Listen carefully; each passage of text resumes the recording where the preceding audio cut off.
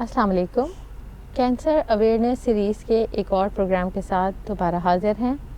आज हमारे प्रोग्राम का टॉपिक है ओवेरियन कैंसर यानी अंडेदानी या बेज़ेदानी का कैंसर। हमारे साथ मौजूद हैं डॉक्टर आयशा सबा। डॉक्टर आयशा सबा ऑन्को गायनोकोलॉजिस्ट हैं, यानी कि ख़वातीन के कैंसर की माहिर सर्जन।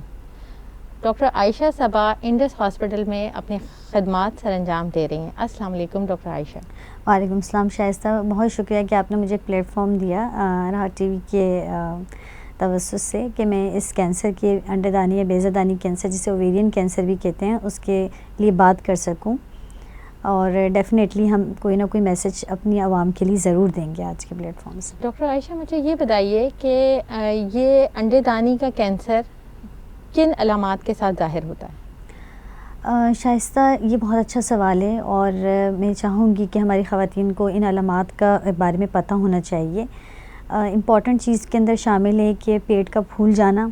ज़्यादातर हम लोग ये समझते हैं कि हमें खाना हज़म नहीं हो रहा है, इंडाइजेशन है और मैदे का कोई मसला है, और कुछ ख़वातीन में पेट का फूल जाना होता है, ठीक है। कुछ में भूख का ना लगना, वज़न कम होना और कोई वजह ना होना, ठीक है।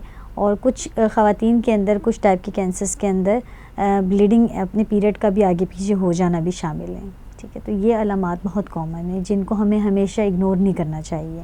डॉक्टर आयशा, हमने सर्वाइकल कैंसर पे भी एक प्रोग्राम किया था और हमें आपने बताया था कि कुछ स्क्रीनिंग टेस्ट होते हैं जिनसे वक्त से पहले कैंसर का पता लगाया जा सकता है, उनके डेवलप होने से भी पहले पता चल सकता है। तो क्या ओवेरियन कैंसर या अंडेदानी के कैंसर के लिए भी कोई ऐसा स्क्रीनिंग टेस्ट मौजूद है? शाइस्ता, स्क्रीनिंग टेस्ट जो है, अनफॉर्चुनेटली हमारे पास कोई ऐसा टेस्ट स्क्रीनिंग का मौजूद नहीं है अंडेदानी के कैंसर के लिए। इसमें हम ये कर सकते हैं कि अगर हमें कोई पेट में दर्द है या इस तरह की कोई सूजन महसूस हो रही है, या हमें कोई भी सारी अलामात जो मैंने भी जिनका तज़किरा किया उनमें से कुछ भी मौजूद है, तो फ़ौरन से अपने डॉक्टर से रुजू करें, स्पेशली गायनेकोलॉजिस्ट से ज़रूर रुजू करें। और मुआयना बहुत ज़रूरी है। फिर मैं पिछले प्रोग्राम की तरह इस पर एम्फेसाइज़ करूँगी और ज़ोर दूँगी कि मुआयना करवाइए।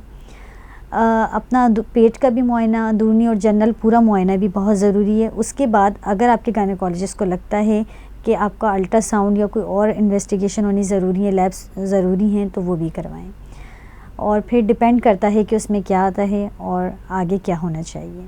क्या अगर ऐसा कोई कैंसर डायग्नोस होता है या किसी पेशेंट को अगर ये डेवलप हो गया है, तो उसके बाद वो माँ बन सकती है? शाइस्ता, इस सवाल को हमसे बहुत सारी ख़वातीन जो हैं इस सवाल को पूछती हैं। हमारे पास जो अंडेदानी का कैंसर है वो मुख्तलिफ़ इक़साम का है, ठीक है।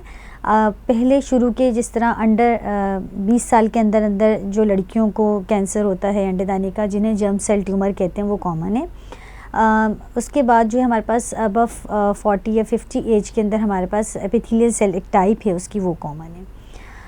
वो इसलिए बताना ज़रूरी था क्योंकि हम उम्र के इस हिस्से में अगर 20 साल के अंदर अंदर लड़कियों में हो रहा है या अंडर 30 साल की लड़कियों में हो रहा है, तो उसमें डेफ़िनेटली बच्चा होने की उम्र होती है, शादी और बच्चा, ये सब चीज़ें बहुत इंपॉर्टेंट होती हैं। तो उनके अंदर ये क्वेरी होती है कि हम अगर सर्जरी करवा लेंगे तो सब कुछ निकल जाएगा और हम माँ नहीं बन सकेंगे। तो उसमें हम डिपेंड करता है स्टिल के फिर कौन सी स्टेज है। ज़्यादातर अगर वो जर्म सेल ट्यूमर होते हैं तो उसमें हम जो गायनी का स्पेशलिस्ट होता है, जिसे गायनी ऑन्कोलॉजिस्ट कहते हैं ट्यूमर का, अगर वो सर्जरी करता है, इसीलिए कहते हैं कि आप उनसे सर्जरी कराएं, क्योंकि उनको पता होता है कि किस टाइप के ट्यूमर में हमें कितनी चीज़ निकालनी है, यानी कि हम उसके बच्चा होने की सलाहियत को रोक सकते हैं या हमें उसको प्रिवेंट कर सकते हैं, या आगे चल के वो बच्चा होने की सलाहियत कर सकेगी या नहीं।